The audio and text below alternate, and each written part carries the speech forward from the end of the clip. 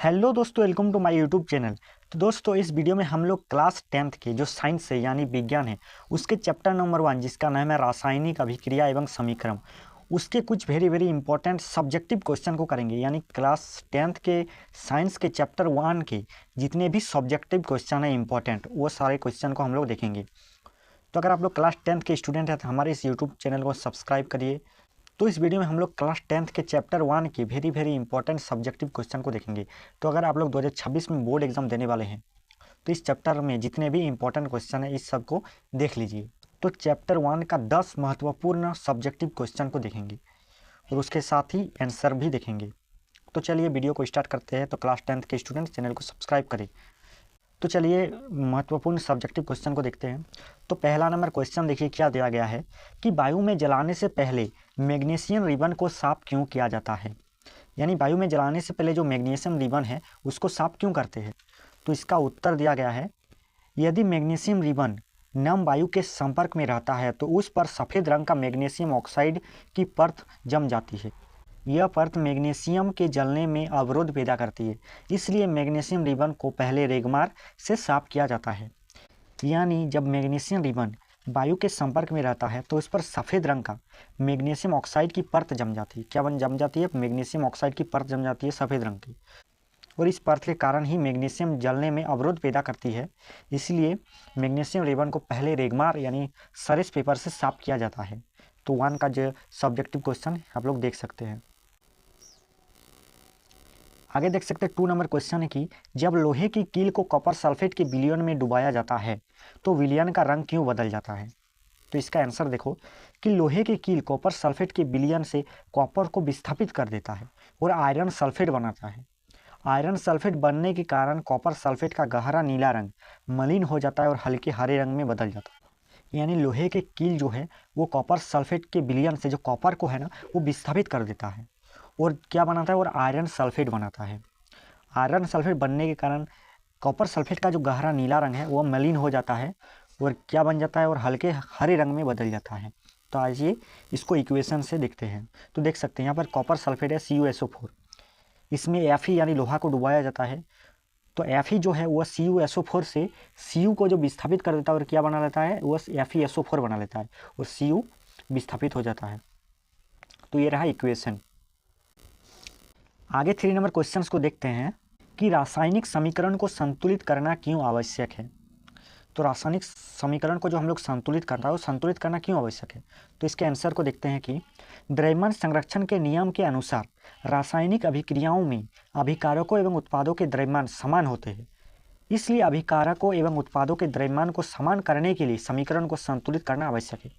यानी क्या बोला गया है, यानी बोला गया कि द्रव्यमान संरक्षण के जो नियम है उसमें अभिकारकों एवं उत्पादों का द्रव्यमान जो होता है वो समान होता है।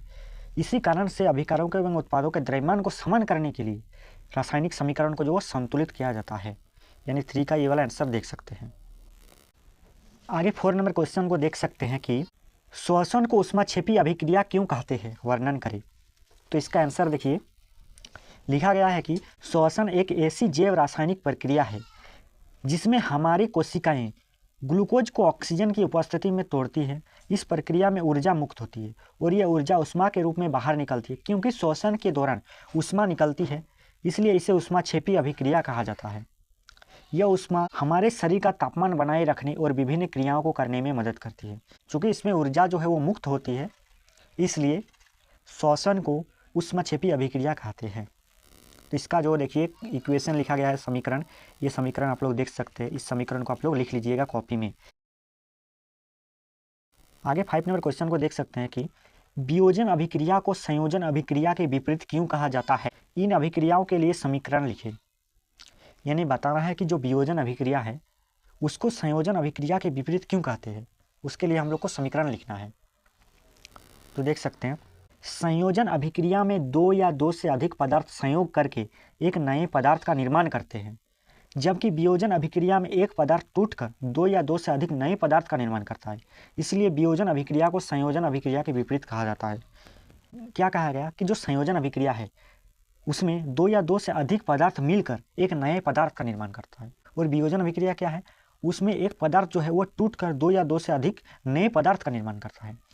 यानी संयोजन अभिक्रिया में दो पदार्थ मिलकर एक नए पदार्थ का निर्माण करता है, और वियोजन अभिक्रिया में एक पदार्थ टूटकर दो या दो से अधिक नए पदार्थ का निर्माण करते हैं। तो इसको समीकरण के माध्यम से समझते हैं। देखिए, तो देखिए संयोजन अभिक्रिया में क्या है कि जो दो पदार्थ है वो मिलकर एक नए पदार्थ का निर्माण कर रहा है। जो दो पदार्थ है वो आपस में मिल जाता है और एक नए पदार्थ का निर्माण करता है। जबकि जो वियोजन अभिक्रिया है उसमें एक पदार्थ है, यहाँ पर एक पदार्थ है, वो टूट जाता है और दो नए पदार्थ का निर्माण करता है। तो संयोजन अभिक्रिया में दो पदार्थ मिलकर एक नए पदार्थ का निर्माण करता है, और वियोजन अभिक्रिया में एक पदार्थ जो है वो टूटकर दो नए पदार्थ का निर्माण करता है। इसीलिए जो है वियोजन अभिक्रिया को संयोजन अभिक्रिया का विपरीत कहा जाता है। तो चलिए नेक्स्ट क्वेश्चन को देखते हैं। आगे 6 नंबर क्वेश्चन को देखिए, ये भी है, इसको भी आप लोग नोट कर लीजिए। कहा गया कि अवक्षेपण अभिक्रिया से आप क्या समझते हैं, उदाहरण देकर समझाएं। यानी अवक्षेपण अभिक्रिया क्या है? तो वो अभिक्रिया जिसमें किसी अवक्षेप का निर्माण होता है उसे अवक्षेपण अभिक्रिया कहते हैं। यानी जिसमें किसी अवक्षेप का निर्माण होता है उसे अवक्षेपण अभिक्रिया कहते हैं। इसका समीकरण को देखिए, Na2SO4 BaCl2 क्या बन जाता है? अवक्षेप। BaSO4 जो अवक्षेप बन जाता है और एक प्रोडक्ट क्या बनता है? तो 2NaCl बनता है।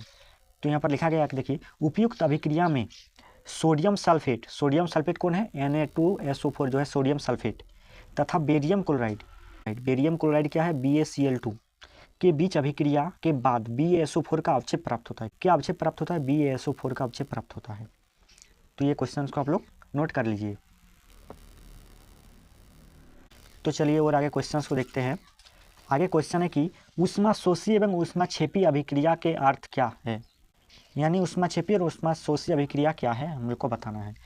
तो ऊष्माशोषी अभिक्रिया क्या है? देखिए कि वैसी रासायनिक अभिक्रिया जिसमें ऊष्मा का शोषण होता है उसमें ऊष्माशोषी अभिक्रिया कहते हैं। यानी जिसमें ऊष्मा का शोषण होता है उसमें ऊष्माशोषी अभिक्रिया कहते हैं।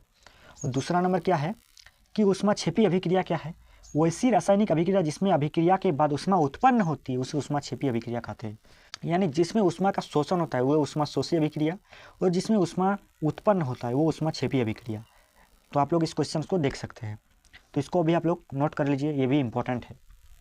तो चलिए और आगे क्वेश्चन को देखते हैं। आगे क्वेश्चन है रेडॉक्स अभिक्रिया क्या है, उदाहरण द्वारा समझाइए। रेडॉक्स अभिक्रिया क्या है? तो रेडॉक्स अभिक्रिया क्या है? ऐसी अभिक्रिया जिसमें उपचयन और अपचयन अभिक्रिया साथ साथ हो उसे रेडॉक्स अभिक्रिया कहते हैं। यानी ऐसी अभिक्रिया, यहाँ पर ऐसी लिख लीजिए, यहाँ पर ऐसी हो जाएगा। ऐसी अभिक्रिया जिसमें उपचयन और अपचयन अभिक्रिया साथ साथ हो उसे रेडॉक्स अभिक्रिया कहते हैं। जिसमें उपचयन और अपचयन, ये उपचयन और अपचयन दोनों साथ हो उसको रेडॉक्स अभिक्रिया कहते हैं। आगे रेडॉक्स अभिक्रिया के आप लोग इक्वेशन को देख सकते हैं। इस इक्वेशन को आप लोग देख लीजिए। यहाँ पर CuO से Cu बन जाता है, यानी अपचयन हो रहा है, ऑक्सीजन का ह्रास हो रहा है। और यहाँ पे H2 से H2O बन जा रहा है, यानी उपचयन हो रहा है, यानी ऑक्सीजन का जो है वो ज्योग हो रहा है। यहाँ पे उपचयन अपचयन दोनों साथ हो रहा है, इसीलिए इसे क्या कहते हैं? रेडॉक्स अभिक्रिया कहते हैं। तो इस इक्वेशन को आप लोग देख सकते हैं। आगे 9 नंबर क्वेश्चन को देखिए कि विस्थापन अभिक्रिया किसे कहते हैं, एक उदाहरण दे। यानी विस्थापन अभिक्रिया क्या है? तो जब किसी अभिक्रिया में कोई अधिक क्रियाशील धातु कम क्रियाशील धातु को उसके यौगिक से हटाकर स्वयं उसकी जगह ले ले तो ऐसी अभिक्रिया को विस्थापन अभिक्रिया कहते हैं।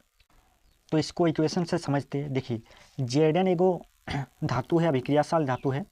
Zn एगो अभिक्रियाशील धातु है, उसको CuSO4 जो यौगिक है उसमें से Cu को हटा दे रहा है और Zn अपना जगह Cu के जगह पर ले रहा है, और क्या बन जाता है? ZnSO4 बन जा रहा है और Cu को विस्थापित कर दे रहा है।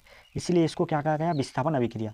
ये जो Zn है वो Cu को हटाकर ZnSO4 बनाता है और Cu को विस्थापित कर देता है, इसीलिए इसे विस्थापन अभिक्रिया कहते हैं। आगे 10 नंबर और लास्ट वाला क्वेश्चन आप लोग देख सकते हैं। क्या कहा गया है कि ऑक्सीजन के योग या ह्रास के आधार पर निम्न पदों की व्याख्या करें। ऑक्सीजन के योग या ह्रास के आधार पर निम्न पदों की व्याख्या करें। किसको किसको बोला गया है? उपचयन और अपचयन दोनों को हम लोग को व्याख्या करने बोला है।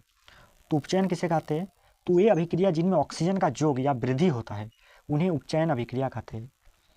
यानी जिसमें ऑक्सीजन का योग होता है उसे उपचयन अभिक्रिया कहते हैं। जैसे Cu में वो जो ऑक्सीजन है वो जो होकर क्या बना रहा है? 2Cu बना जा रहा है, ऑक्सीजन का योग हो रहा है, इसलिए क्या है? उपचयन अभिक्रिया है। उपचयन अभिक्रिया को और एक उदाहरण देख लीजिए। यहाँ पे 2H2 + O2, यहाँ पे ऑक्सीजन योग हो रहा है और क्या बना रहा है? 2H2 बन रहा है, ये भी क्या है? उपचयन अभिक्रिया है। आगे अपचयन अभिक्रिया को देखिए। क्या कहा गया है कि वे अभिक्रियाएं जिनमें ऑक्सीजन का ह्रास या कमी होता है उसे अपचयन अभिक्रिया कहते हैं। यानी अपचयन अभिक्रिया में क्या कहा गया? ऑक्सीजन का कमी होगा या ह्रास होगा उसे अपचयन अभिक्रिया कहते हैं। तो तो इसका एग्जाम्पल देख सकते हैं कि ZnO प्लस सी, यहाँ पे ZnO में ऑक्सीजन का जो हुआ कमी हो जाएगा, यानी ZnO में ऑक्सीजन हट जा रहा है तो Zn प्लस CO बना जा रहा है, इसलिए ZnO प्लस सी क्या बन जा रहा है, Zn प्लस CO। आगे Cu plus H2O, Cu plus H2O, यहाँ पर ऑक्सीजन है, ये ऑक्सीजन हटकर H2O बना रहा है, यहाँ पर Cu अलग हो गया, H2O से मिलकर H2O बन गया। तो आप लोग इस क्वेश्चन को भी देख सकते हैं।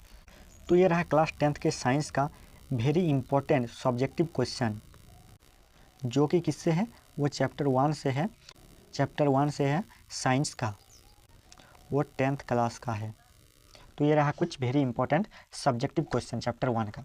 तो अगर आप लोग और भी किसी भी चैप्टर से ऑब्जेक्टिव क्वेश्चन या सब्जेक्टिव क्वेश्चन चाहते हैं तो हमारे इस यूट्यूब चैनल को सब्सक्राइब करें और एक कमेंट जरूर कर दीजिएगा जी। तो चलिए मिलते हैं नेक्स्ट वीडियो में, तब तक के लिए जय हिंद, वंदे मातरम, थैंक यू।